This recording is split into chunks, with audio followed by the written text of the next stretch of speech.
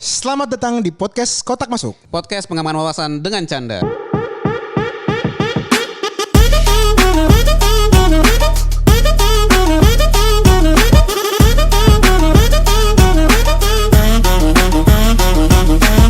Hola. Halo Bang Moses dan pendengar podcast Kotak Masuk. Selamat datang di podcast Kotak Masuk. Terima kasih nih sudah mendengarkan podcast Kotak Masuk nih teman-teman. Kita baru launching berapa episode, banyak banget yang nge-DM.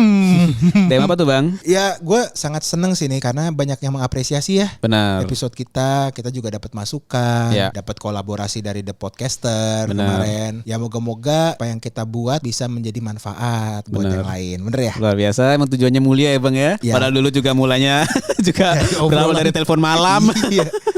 Walaupun sekarang kita gak ngobrol lagi di malam-malam ya. Nick, Ya. di minggu-minggu ini tuh gue tuh agak bingung terkait satu fenomena nih, Nick. Ah betul Bang. Mungkin pendengar podcast Kotak Masuk juga familiar lah terkait fenomena SVB Bank. SVB. Oh, Silicon Valley Bank. Silicon Valley Bank. Oke. Yang gue tahu nih, dia ini kan banknya startup teknologi nih. Benar. Dan dia itu udah 39 tahun, men. Benar. Dan kalau gua nggak salah dia tuh udah melalui krisis ekonomi Amerika tuh 2 kali. Benar. Era 80 sama era yang 2008. Ya. Dan yang gua heran kenapa bank sekuat ini bisa jatuh nilai pasarnya ya kalau kita bilang ya. Benar. Nilai pasarnya jatuh di dalam waktu sehari 2 hari doang. Ya. Nah, yang gua lihat nih sekarang di Amerika ini cukup signifikan terkait kebijakan The Fed. Benar. Ya, kebijakan The Fed ini kan yang mempengaruhi suku bunga di Amerika kan. Benar. Dan gue ngelihat kenapa ya tiba-tiba bank startup ini menjadi bulan-bulanan lah kalau gue bilang sama netizen Amerika tapi Netizen Amerika ya. Netizen Amerika. Kita juga ikut ngegoreng sih Bang. Karena kan gue kan gak pernah naruh saham di bank luar gitu Ya. loh nih. Yang gue tahu ya kalau mereka ketika startup ini naruh uang nih misalnya buat deposito atau buat instrumen keuangannya mereka. Benar. Di Silicon Valley Bank ini atau SVB ini nih biasanya kita omongin. Dan gue bingung aja kenapa tiba-tiba gak disangka gak dingana jatuh aja nih Nick dalam 2 malam nih. Menurut lo di awal-awal ini ada yang apa sih yang terjadi di mereka nih? Oke, ya ini juga gue juga sambil memperhatikan lah ya Bang si SVB ini, Silicon Valley Bank ini. Ada juga beberapa berita yang beredar di masyarakat itu juga kurang gitu lengkap ceritanya gitu. Jadi kalau ada beberapa media koran itu yang menyalahkan atau menduga bahwa si SVB ini tuh gugur atau kolaps gara-gara startup. Padahal ceritanya nggak seperti itu. Karena ada potensi kalau misalnya si SVB ini kolaps bisa mengganggu sistem keuangan global. Serius Ada ketakutan itu juga gitu. Kok bisa ke arah global? Karena ketika misalnya ada satu bank yang gagal, itu mempengaruhi kepercayaan market atau kepercayaan masyarakat terhadap bank. Ya. Nah, Persepsinya. Iya betul. Jadi sama Oh. seperti case-nya tahun 97-98. Sebenarnya yang membuat selain memang dolarnya yang naik gitu, ada memang keinginan para pemegang nasabah-nasabah itu untuk narik uang secara cepet-cepet gitu. Nah, Ya. sementara uangnya tuh nggak ada di bank. Jadi Nah, ini yang kita diskusi malam-malam nih. Ini Benar. kita bongkar dikit ya pendengar masuk ya. Jadi pas di malam-malam itu gue sama Niko diskusi gini. Kalau ngomongin tahun 97-98 di Indonesia, Ya. itu kan terjadi kasus riot benar. untuk penurunan Presiden Soeharto. Benar. Ini kan gak diturunin Joe Biden-nya bro. Iya enggak maksud gue kan kalau kita ngomongin riot, orang butuh uang cash secara cepat. Ketika semua orang atau enggak kebanyakan orang menarik uang Ya. ke bank di saat bersamaan dengan jumlah yang cukup besar, itu kan ngebuat bank itu kan tidak seimbang. Benar. Antara uang yang ada di dalam bank sama uang yang beredar di luar bank. Ya. Ibaratnya deposit sama kreditnya kan gak balance nih. Ya. Kan? Karena kan gak mungkin bank langsung tiba-tiba narik semua kredit juga. Ya. Gak bisa juga. Tapi ketika orang mau withdraw, ibaratnya istilahnya bener ya, withdraw ya. Ngambil Ya, narik uangnya uang. lagi, narik uangnya lagi secara bersama-sama. Wajar dia langsung kolaps ketika ada chaos. Tapi belum masuk ke SVB ya, 9798 itu sebenarnya momentumnya ada 2 Apa? gitu. Asian Financial Crisis, Oke. di mana pada saat itu di Thailand itu ada sebuah mismanage dari sisi keuangan dari beberapa investasi yang berakibat kepada pelemahan dolar gitu terhadap mata uang yang lain. Nah, itu sebenarnya tadi lu bilang riot, itu benar ada riot, tapi itu kayak apa ya? 2 hal yang berbeda sih, Bang. Tapi terjadi bersamaan. Oke. Karena ada Asian Financial Crisis, akhirnya membuat masyarakat jadi nggak percaya pemerintah. Makanya ada proses istilahnya menurunkan Pak Harto dari posisinya pada saat itu. Oke, jadi secara ekonomi ASEAN juga bermasalah. Tambah lagi di domestiknya Politiknya juga bermasalah, gitu. Oh, jadi klop lah 2 itu Klop terjadi. 2 itu. Oh. Nah. yang ini nih. Nah kalau ini jadi mungkin gue sedikit cerita tentang backgroundnya si SVB ya. Biar Boleh. kita tahu konteksnya si SVB ini siapa, terus dia tuh bisnis modelnya gimana gitu. Jadi si Silicon Valley Valley Bank ini tuh didirikan pada tahun 1983. Oh, bener kan? Gitu. 30 tahunan lebih dong. 39 tahun. 1983, gua aja belum lahir. Ya. Iya dong. Jadi ada beberapa eksekutif dari Bank of America itu yang mereka melihat ada sebuah opportunity nih. Bank itu secara konvensional hanya mau membiayai perusahaan-perusahaan yang memang sudah punya cash flow yang lancar, punya aset yang memang punya bisa jadi kolateral, bisa jadi jaminan gitu kan. Jadi sangat prudent lah. Gak banyak bank yang berusaha untuk membantu memberikan pendanaan kepada startup. Ya, dia termasuk pionir gitu. Pionirnya. Ya gue nggak bisa bilang pionir lah, gue juga nggak tahu. Tapi mereka merasa niche. Mereka melihat ini masih ada opportunity nih. Gitu. Ya mungkin dia salah satu fokusnya ke pendanaan startup. Pendanaan dari tahun startup. 83. 83. Anjir. Pada saat itu belum ada tuh yang teknologi itu belum ada gitu. Iya. Gue rasa Nadiem Makarim masih SD. Bisa jadi. terus. Nah, jadi bisnis modelnya gue baru baca juga ini sangat menarik nih. Jadi startup ini kan juga revenue-nya masih kecil, cash flow-nya juga masih belum lancar gitu. Ya. Tapi kok si Silicon Valley Bank ini berani ngasih pinjaman gitu. Oh, ternyata si Silicon Valley Bank ini itu minta sahamnya perusahaan ini sebagai jaminan. Oh, jadi misalnya gue punya startup digital. Ya. Dia minta komposisi sahamnya. Dia minta sahamnya dijaminkan. Sahamnya semua. Sebagian lah ya. Sebagian dijaminkan. Ke bank. Gitu. Ke bank gitu. Jadi gua kasih lu $1 juta. Oke. Tapi gua minta saham lu itu sebagai jaminan senilai $1 juta juga. Jadi kurang lebih angkanya sama lah gitu. Angkanya biar ibaratnya kan dia kan nggak punya kolateral. Nggak punya aset, dia nggak punya aset. Aset penjamin lah, aset penjaminannya ya. Tapi dia punya saham nih untuk dijaminkan. Benar gitu. Terus. Nah, jadi harapannya adalah ya pastinya si startup ini bisa hidup, tumbuh dan membayar semua utang-utangnya. Itu idealnya lah ya gitu. Nah, dalam kondisi yang tidak ideal, si bank ini karena gue udah punya jaminan saham lu, saham ini gue jual ke perusahaan yang tertarik untuk invest di tempat lu. Oh. Gitu. Tapi uangnya nggak lari ke lu, uangnya lari ke bank untuk nutupin utangnya itu. Ya sesuai komposisi sahamnya dong. Benar. Misalnya dia punya 10%, nilainya $1 juta. Benar. Nah, ada perusahaan investor A nih juga nih mau beli nih. Benar. Di situ. Jadi dia bisa beli cuma $1 juta doang kan. Benar. Gitu. Nah, nanti uangnya nutupin utang yang gua kasih gitu. Jadi bisnis modelnya menurut gua sih menarik nih gitu dan cukup prudent lah gitu. Nah, akhirnya ekosistem startup tuh jadi tumbuh di Amerika gitu kan. Ya. Dan malah kalau gua baca, bank itu investor yang mau invest di saham di startup malah minta si startupnya untuk lu taruh uang lu di SVB. Gitu. Karena sudah terbentuk mekanisme yang tadi tuh gitu. Iya karena kan kalau kita coba atur nih Nick ya. Ya. Jadi si SVB ini berkembang besar. Benar. Ketika ini Silicon Valley tepatnya semuanya yang lahir Iya, di California, lagi. benar. Facebook di situ ya benar. Kan. Lahirnya kan. Jadi ketika nih misalnya saham Facebook lah misalnya atau saham si Tinder mungkin. Atau saham siapa lah ya. Jadi gue menjaminkan ke bank, gue minta utang ke bank. Bank ngambil saham gue. Terus nanti ada perusahaan venture capital atau yang mana dia beli saham lewat bank SVB ini ya. Iya. Dia naruh investasinya di bank gua. Iya. Gitu. Di SVB kan? Benar, di SVB gitu. Nah, tajir lah dia dalam 30 tahun ini berarti lah. Lumayan. Iya, jadi saham istilahnya asetnya cukup bertumbuh lah gitu. Nah, asetnya berarti saham ya hitungannya ya. Enggak dalam bentuk saham sih. Saham itu hanya jaminan aja sih, Bang. Oh, hanya jaminan. Jadi tetap asetnya adalah uang sebenarnya.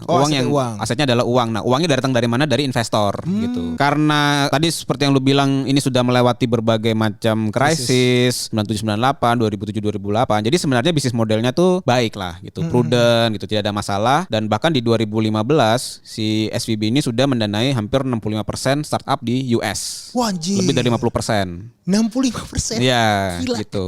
Gila. Nah, cerita kolaps ini asal mulanya gitu ya, dimulai ketika ada pandemi gitu. Ketika ada pandemi, pemerintah US ini kan berpikir sama seperti pemerintah Indonesia, gua harus menggairahkan ekonomi nih gitu kan. Kalau enggak insentif. Ya, kalau enggak nanti udah ekonominya, aktivitasnya menurun, kemudian tidak ada stimulus yang menaikkan lagi gairah ekonominya. Semuanya serempak nurunin suku bunga. Istilahnya gitulah ya. Untuk orang minjem. Gitu, untuk orang minjem.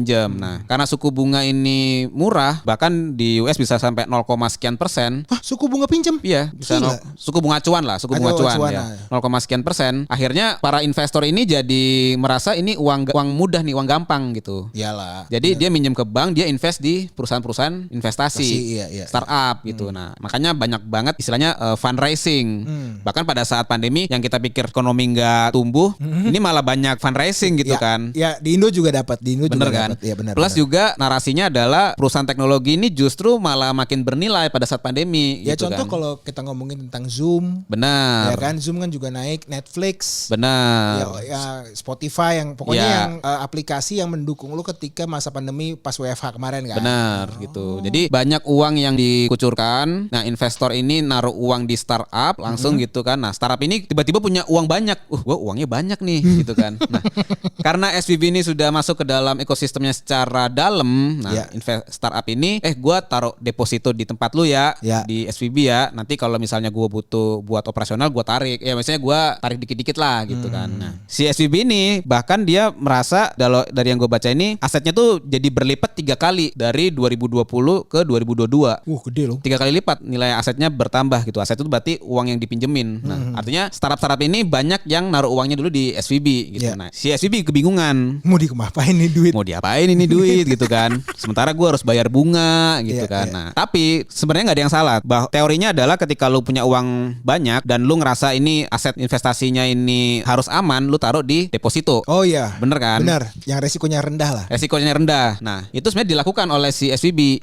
Dia sudah berpikir, gue naruh di instrumen yang aman aja nih. Nah, cuman ceritanya adalah dia terlalu greedy. Maksudnya? Dia taruh di saham yang aman tapi jangka panjang. Saham? Oh jadi nggak di deposito? Sorry. Bonds, obligasi yang aman tapi jangka panjang. Oh surat hutang. Surat utang. Utang negara Amerika nih ya. Surat utang negara Amerika yang jangka panjang. Jangka panjang. Karena rate-nya lebih tinggi. Iya. Kuponnya lebih bagus. Ya, rate-nya lebih bagus. Dia jangka panjang. Oke, gitu. terus? Nah, sudah berjalan normal gitu ya. Sampai ketika Bank Sentralnya Amerika mulai menaikkan suku bunga di 2020. Itu udah mulai chaos tuh. Nah, jadi suku bunganya dinaikin sama Amerika, mereka malah bingung nih sekarang nih.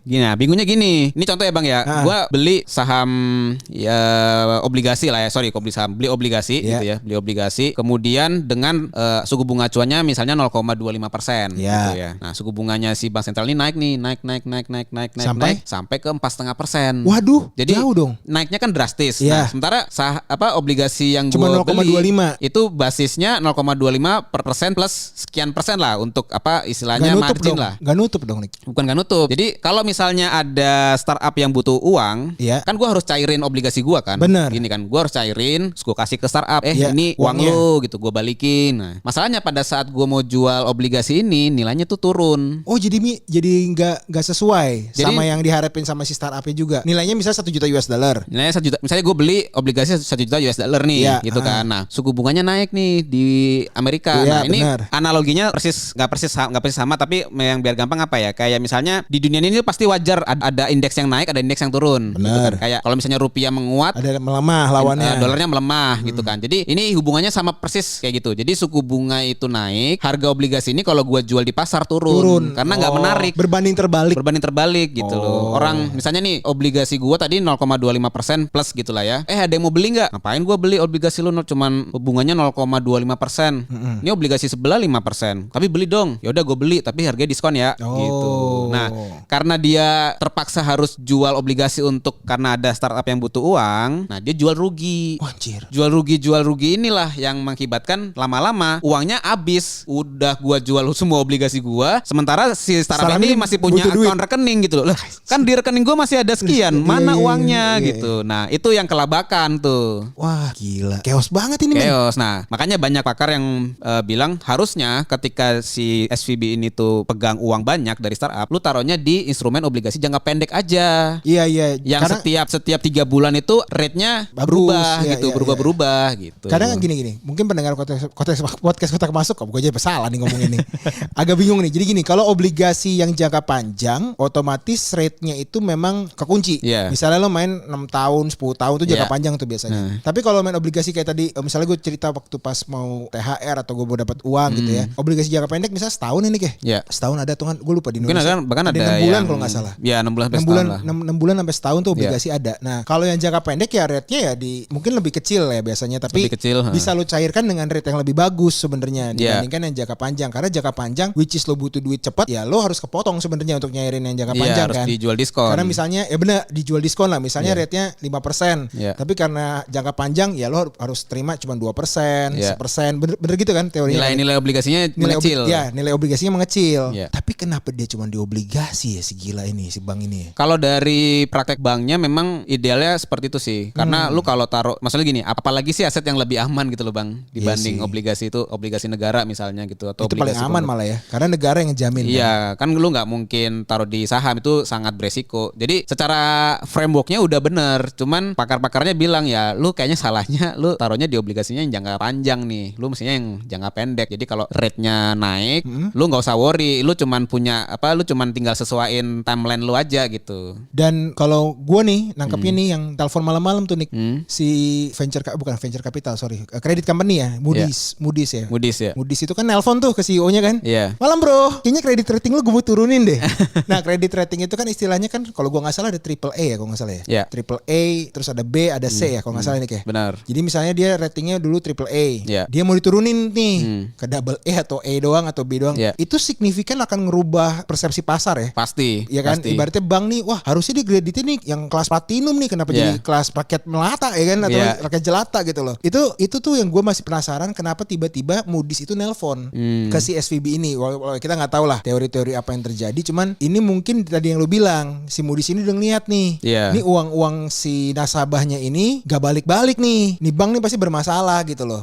Bener ya mungkin. Jadi si Moody's itu dia punya tanggung jawab. Tanggung jawabnya gini, kan dia misalnya nih lu punya perusahaan, terus lu ada orang lain nanya ke gua, perusahaannya Moses ini ratingnya apa ya gitu. Nah, gua rating dong. Gua minta laporan keuangan, gua minta laporan aset. Keluarlah triple A misalnya, ini yang paling bagus nih, triple A. Oke, triple A. Nah, si orang investor ini dia menggunakan laporan gua sebagai dasar untuk ngasih lu pinjaman misalnya gitu. Karena Moody's bilang triple A gitu. Nah, kalau gua nggak ngupdate rating gua, nah si orang yang investornya ini jadi cemas gitu loh. Kok lu nggak ngasih tahu gua? Kenapa lu ngasih tahu gua kalau si Moses ini perusahaannya mau bangkrut pada saat terakhir gitu. Lu harusnya ngasih tahu gua cepet gitu. Biar gua bisa melakukan something lah. Iya, biar gue bisa restrukturisasi, biar gue bisa jual aset gue yang di Moses ini ke orang lain gitu. Jadi Moody's itu posisinya juga serba salah juga gitu. Kalau gue nggak rating, nanti ada orang dirugikan. Kalau gue rating, misalnya gue rating ulang gitulah ya, tuh lu nya pasti komplain itu. Kok lu rating gue turun sih gitu? Kok lu downgrade sih gitu? Tapi bedanya mungkin sama yang kasus krisis ekonomi Amerika yang mortgage nih. Bedanya kan pemerintah kan turun tangan. Karena kan kalau mortgage itu, kalau gue nggak salah ya, nggak cuman Lehman Brothers. Maksud gue mungkin Lehman Brothers yang paling besar. Tapi kan bank-bank lain juga melakukan hal yang sama sebenarnya kan. Benar. Nah, kalau yang ini kan cuma si SVB doang nih. Karena dia cuma startup aja kan yang masuk ke sini kan. Nah, dan gue dapat infonya kan pemerintah Amerika tidak membantu sama sekali nih terkait kasus ini nih, ya kan?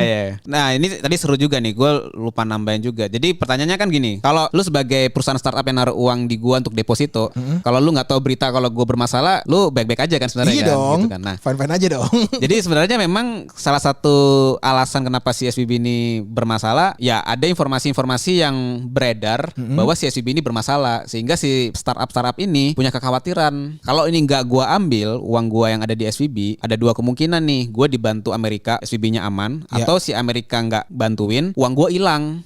Karena ketika SVB istilahnya submit file 11 chapter untuk likuidasi atau kebangkrutan. Kalau si SVB ini menyatakan diri dia bangkrut, uang gua hilang dan gua masalahnya punya tanggung jawab ke investor gua nih gitu kan. Nah, kekhawatiran itu yang menyebabkan si startup ini jadi berusaha untuk withdraw uangnya secepat mungkin. Nah, makanya karena withdrawnya secepat mungkin, uangnya itu ada tapi harus jual rugi nih. Si SVB harus jual rugi kan, obligasi jual diskon sampai satu titik, sorry bro, gua udah kagak punya uang nih. Karena kalau pahamnya gini, mungkin bank itu ketika dia jual rugi sama kayak sebuah perusahaan. Ketika lo ngomongin, misal lo jual suatu produk minus terus, ibaratnya bakar uang. Pasti ada satu titik di mana uang di bank lo itu nggak bisa lagi mengcover kerugian lo, karena lo udah minus. Misalnya ini lo cuma punya saldo 1 juta, tapi minus lo secara laporan keuangan udah 2 juta. Lo nggak punya uang tuh sebenarnya. Minus 2 juta itu di saldo lo tuh udah nggak ada uang di pas sejuta, ngerti nggak? Iya benar. Ya kan? Jadi ketika, maksud gue gini, biar podcast Kotak Masuk juga ngerti, bank itu sebenarnya ketika dia jual rugi, setiap kali dia jual rugi sebenarnya cash flow-nya akan minus terus tuh. Dan di saat dia nggak punya apa-apa lagi, ya uang lo yang di situ, lo mau ada saldo 1 juta US dollar kayak 2 juta dipakai, itu udah gak ada lagi. Itu nilainya udah nggak ada. Udah nggak ada nilainya. Gitu. Nah akhirnya orang jadi berpikir jangan-jangan uang gua yang gua taruh di bank lain yang mirip sama SVB akan terjadi hal yang sama. Makanya terjadi rush gitu. Terjadi istilahnya penarikan secara massal di bank-bank yang mirip sama si SVB atau bahkan bank secara umum, perbankan secara umum. Dan gitu. SVB ini kan memang kan cabangnya ada di banyak negara ya. Banyak negara dan memang antrian di ATM-ATM-nya cukup panjang kemarin gue juga lihat di beberapa berita. Dan ini memang terjadi chaos sih kalau bahasa gue juga. Dan informasi liar di ekonomi tuh atau di pasar saham, perbankan itu memang gorengan banget lah nih. Uang satu lo dapat nih si Moody's ini nelpon nih, kring. Udah besok pagi jangan harap lo hidup lo akan tenang-tenang saja karena nih 2 days ya kan, atau enggak kalau dibilang 40 jam doang kan kejadian ini kan. Iya, benar. Setelah si Moody's ini nelpon, 40 jam kemudian kita nggak ada yang tahu men sekeos ini men. Benar itu. Nah tapi kalau sekarang sih info terakhirnya ya dari pemerintah Amerika karena menggaranti bahwa depositor lah ya, orang yang mendepositkan uang itu uangnya pasti balik gitu loh, dijamin gitu. Nah tapi si pemerintah nggak mau serta-merta ngebantu SVB ngasih uang gratis. Ya harus gitu. ada trade off lah. Jadi si SVB ini mungkin akan dikasih pinjaman, mungkin akan dikasih sesuatu hal yang istilahnya pokoknya gue nggak nge-bail out, nggak ngasih lu dana cuma-cuma, tapi gue akan bantu lu restructuring, tapi gue pastikan si orang yang nabung uangnya di SVB ini uangnya akan balik. Ya tapi memang repotnya ketika kita ngomongin perbankan ya, kayak contoh Bank Mutiara lah, ya kan, atau dulu kan kalau dibilang Bank Senturi kan. Benar. Ketika ada kejadian kasus Senturi, dia mau ganti nama jadi Mutiara kek, Pelangi kek, udah nggak ada yang, mungkin ada segelintir aja yang masih mau ke sana. Benar. Karena ini agak susah kalau di instrumen keuangan, lu misalnya kayak artis nih atau enggak public figure, wah gue kena penjara segala macam, itu gue viral lagi. Iya itu gampang kalau untuk artis. Tapi kalau untuk perbankan men, wah nggak bisa sih. Maksud gue walaupun si pemerintah Amerika membantu nih si SVB ini, nama dia tuh akan dikenang sepanjang masa tuh bahwa kegagalan ini tuh udah nggak bisa ditolerir lagi di masa depan. Benar. Agak sulit dan gue juga nggak tahu kebayangnya nanti seperti apa. Tapi lesson learn-nya deh, menurut lo apa nih lesson learn-nya? Lesson learn-nya apa ya? Sebenarnya bukan area gue karena gue nggak expertise di perbankan lah ya. Secara bisnis boleh. Tapi kalau secara bisnis sebenarnya ketika lo misalnya mau berinvestasi, lo harus benar-benar melihat komposisi aset lo tuh. Iya. Don't put your egg in one basket. Itu benar juga. Tapi kalau misalnya lo butuh uang, katakanlah ya bang, gampangannya misalnya 100 juta untuk 12 bulan ke depan nih. Iya. Nah, lu punya tabungan katakanlah 500 juta. Nah, jangan 500 jutanya lu taruh di saham. Iya. Karena tiba-tiba turun misalnya jadi sisa 50% lu habis gitu kan, sayang gitu. Pasti. Karena lu butuh uang 100 juta di depan selama 12 bulan. Nah, 100 jutanya lu taruh di investasi yang bener-bener aman, sangat-sangat aman dan sangat liquid. Nah, 400 jutanya ya lu bisa lu atur lah, lu taruh obligasi, lu taruh saham gitu. Mungkin SVB ini juga kalau gue dapat lesson learn-nya, satu, dia nggak nyangka startup ini lagi BU banget. Iya. Ketika masa pandeminya selesai, kok si kawan-kawan ini jadi BU ya? Iya kan? Iya benar. Aneh kan? Karena kan pas kata lo bilang pas pandemi mereka tajir melintir, uangnya kebanyakan. Tapi ketika selesai masa pandemi ini, mau ke endemi nih, kenapa jadi BU, ngerti gak Nick? Buat layoff kali bang. Gak ngerti gue. Ya kan kita juga sama kan. Di Indonesia ini kan juga ada layoff, ada perampingan, ada apa. Ya kita juga gak ada yang tahu. Which is masa depan itu gak ada yang bisa predik. Benar. Di ilmu ekonomi semuanya gak ada yang pasti malah. Benar. Walaupun matematikanya pasti. Tapi forecastnya selalu gak ada yang bisa. Ya dulu Pak Katib Basti juga ngomong kan di workshop makroekonomi sama kita kan, gak ada salah satu pakar ekonomi di dunia yang bisa memastikan di masa depan. Iya. Kalau dia bisa membuat sebuah proyeksi itu dia sebenarnya lagi ada bercanda aja gitu. Iya, dan gak ada teori ekonomi yang bisa bilang wah deposito itu akan seumur hidup pasti 10%. Gak ada. Semua akan berubah, bisa bulanan, tahunan, harian, kita nggak tahu. Benar. Jadi lesson learn-nya kalau buat gue, satu, di mana pengusaha itu ketika lo naruh di bank, lo juga harus tahu lo naruh di bank itu untuk uang apa aja sih. Misalnya untuk SDM atau OPEX, ya lo juga jangan taruh di satu bank doang. Lo bisa juga taruh di instrumen-instrumen yang lain juga. Dan kenapa alasan lo tiba-tiba rush? Ya karena mungkin cuma dia doang bank satu-satunya. Ya gue aja perusahaan UMKM, gue punya 2 bank nih.